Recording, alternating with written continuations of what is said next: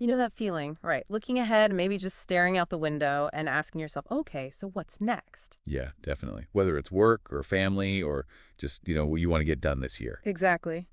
There's this pull we all feel to look forward, wishing we had some kind of map for the future. It's a really powerful human thing, isn't it? Yeah. Wanting to shape life, not just react.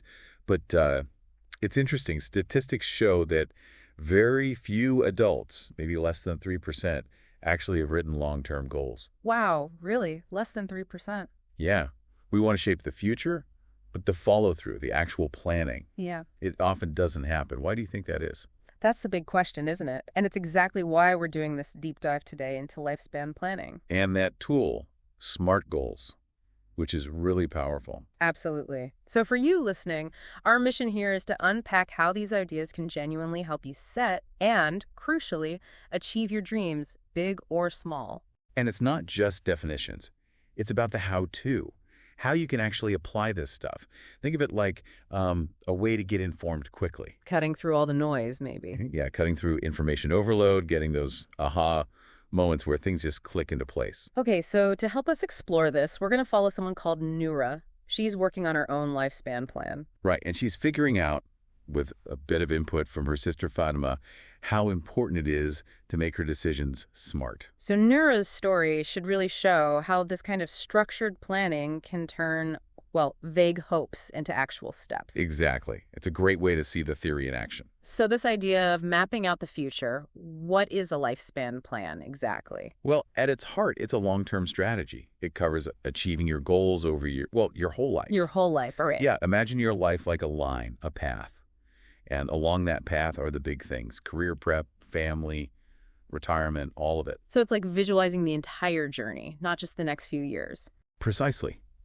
It's much bigger than just a 5-year plan. And it makes sense because our goals, our priorities, they change as we get older, don't they? They definitely do. And you often hear that successful people, they tend to make these kinds of long-term plans. They do. And Nura, when she first started thinking about it, she realized everyone's timeline looks different. It has to. Because your life takes its own course. Exactly. So your plan needs to fit your journey. It's not some off-the-shelf thing. Okay, that long-term view is great, but how do you make it manageable? That's where personal goals come in. Yes, personal goals. They're simply the things you most want to achieve. Could be short-term, maybe within a year. Or much longer term, taking many years. Right, even decades. And they can cover so many areas. Yeah, the source mentioned family, where you live, education, career, community stuff. It's pretty broad. Absolutely. And these goals, they come from deep down our values, hopes, aspirations. And setting good goals, it seems like it has real impact. Oh, definitely. Research links well-set goals not just to potentially better income or career choices, but also less stress. Less stress. That's interesting. Yeah, and a greater sense of life satisfaction, purpose. It's about well-being, not just the money. So personal goals are the what, and SMART goals are kind of the how. Which brings us back to Nura and her sister. Right. Fatima was a bit confused when Nura said she needed to be smart. She thought it meant, just being clever. Asking, you never make silly decisions, something like Yeah, that. exactly. And Nura had to explain, no, it's not about being smart, like clever, but well thought out, following a specific method. Okay, so what's the point of the SMART method then? It's all about clarity, making sure goals are achievable, and crucially, that you don't waste resources, time, money, effort. It gives you focus, a direction. Exactly. It's like a compass. And Nura needs one because her vision is quite specific. Right, she wants a career in art, maybe a museum or gallery. But she also dreams of owning her own gallery, showcasing local artists. That entrepreneurial spark. But then it gets more complex, doesn't it? It does. She's interested in tech now, social media, VR exhibitions, online payments. Wants to be sustainable too. And juggle it all with raising a family. Okay, I can see why just wanting it isn't enough. You can feel the potential overwhelm just thinking about it, which is where SMART really comes into its own. Okay, let's break it down. S-M-A-R-T. First up, S, specific. What does that actually mean? Specific means the goal needs clear outcomes. You have to be able to answer exactly what needs doing and what are the steps. If you can't describe it clearly, it's probably not specific enough. Pretty much. So Nura's first try at a specific goal was to gain experience of using social media tools, virtual reality, and online payment systems by volunteering and working in existing businesses. That sounds like a decent start. But what does experience really mean there? How much is enough? Exactly the proper. And that leads straight into Measurable. Right. You need a way to track progress. Yes, how much or when is it enough? The benchmarks may be time-based, maybe number-based. Otherwise, how do you know if you're getting there? And Nura didn't know that initially, how much experience she needed. No, she knew she wanted it, but not the quantity, so she refined it. Yeah. Her measurable goal became much clearer. Okay, what did that look like? To gain experience, same intro.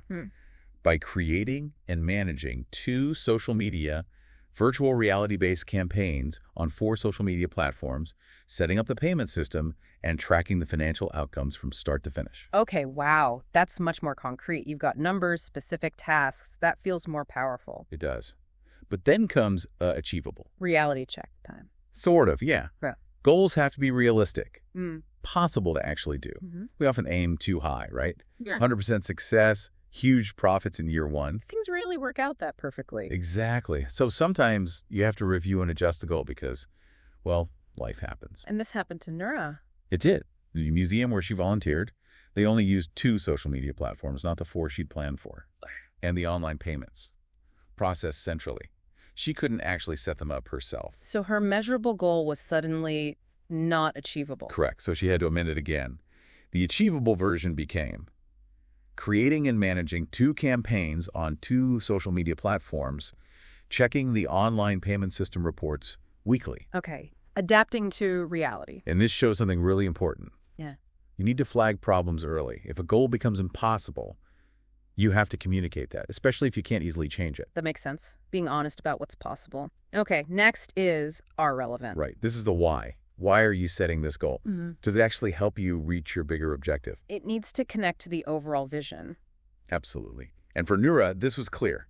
She knows social media is crucial for sales today. And as a small business owner, she probably can't afford to just hire someone else for it, right? Exactly. So learning this stuff herself is directly relevant to her gallery dream. So she added that reasoning into the goal.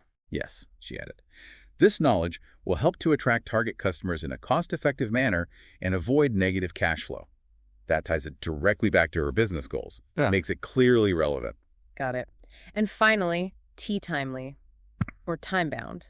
The deadline. Every goal needs an end date, or at least a specific time frame. Otherwise, it could just drift, maybe happen eventually, but maybe too late, or never. Precisely. It creates urgency and a clear finish line. So let's hear Nura's full, final, SMART goal after all that refinement. Okay, here it is. To gain 2 years' experience of using social media tools, virtual reality, and online payment systems by volunteering and working in existing businesses, creating and managing 2 social media virtual reality-based campaigns on 2 social media platforms by July 2025, checking the online payment system reports weekly, and being able to complete sales reports by April 2025. This knowledge will help to attract target customers in a cost-effective manner and avoid negative cash flow. Wow, that's really detailed. It's practically a mini action plan in itself. It is, isn't it? And what strikes me is how the whole process forces you to think so deeply about every single part of what you want to do. It's not just ticking boxes. It's like a really thorough self-interrogation. In a good way. So, zooming out from Nura's gallery, why does this matter so much for all of us? Why go through all this effort with SMART goals and lifespan plans?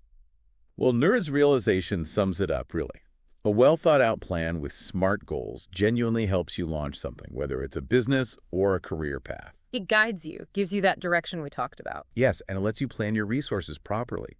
Time, money, skills. You know what you need and when. It stops you just drifting along. And the opposite is true too, right? Poor planning, vague goals, that leads to problems. Absolutely. Vague goals mean ineffective decisions.